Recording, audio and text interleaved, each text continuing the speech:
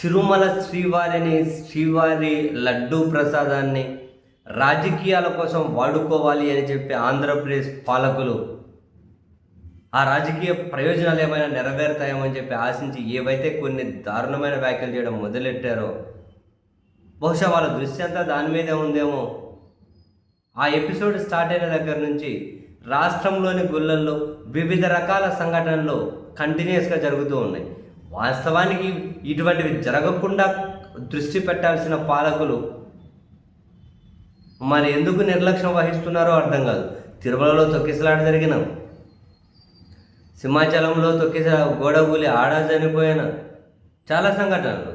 తాజాగా అయితే ఇంకా మొన్న చంద్రబాబు నాయుడు గారు శ్రీశైలం దగ్గరలోకి వెళ్ళి చేసినటువంటి వ్యాఖ్యలు ఏంటి, శ్రీశైలం ప్రసాదంలో కూడా కల్తీ చేశారు, కలిపారు అంటూ ఉన్నారు. ఏం ఆధారాలతో మాట్లాడారు? ఆధారాలు అనేది అవసరం లేదు, ఒక మాట అనేయాలి అంతే. చివరికి సుప్రీంకోర్టే చెప్పింది ఇలా మాట్లాడకూడదు అని. కానీ మనకు అవన్నీ పనికిరావు కదా, ఏదో అనేసుకుంటూ వెళ్ళిపోవాలి. నిన్న చంద్రబాబు నాయుడు గారు వెళ్ళి అక్కడికి వెళ్ళి ఆ మాట అన్నారా? మొన్న అక్కడికి వెళ్ళి తాజాగా నిర్ణయం జరిగింది.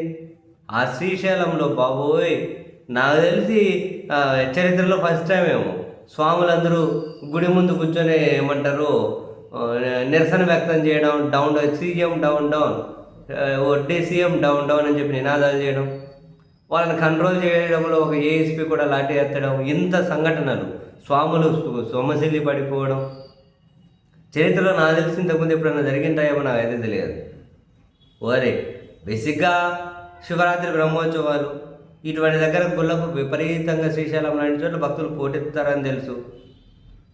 మరి వీళ్ళు నిర్లక్ష్యం వహించారా, అంత కరెక్ట్గా మానిటరింగ్ చేయలేకపోయారా, ఎక్కడ వైఫల్యం చెందారో తెలియదు. కానీ ఈ ఘాట్ రోడ్లు పోయే దగ్గర నుంచి కూడా మొత్తం జామ్ అయిపోయింది.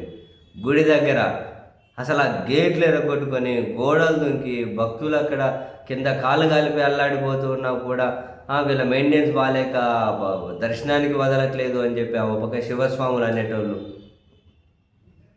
ధర్నాలు, డౌను, గట్టిగా నినాదాలు. ఏంటి ఇదంతా? ఇప్పుడు ఈ పాలకపక్షం ఏం సమాధానం చెబుతారు?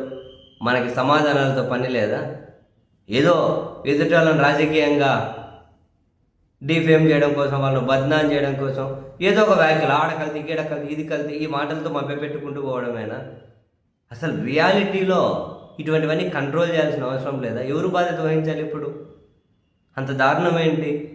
ఏకంగా గుడి ముందు కూర్చొని, గోపురం ముందు కూర్చొని నినాదాలు చేసేంత పరిస్థితి ఎందుకు వచ్చింది? ఇటువంటివి ఎవరు సమాధానం చెప్పక్కర్లే.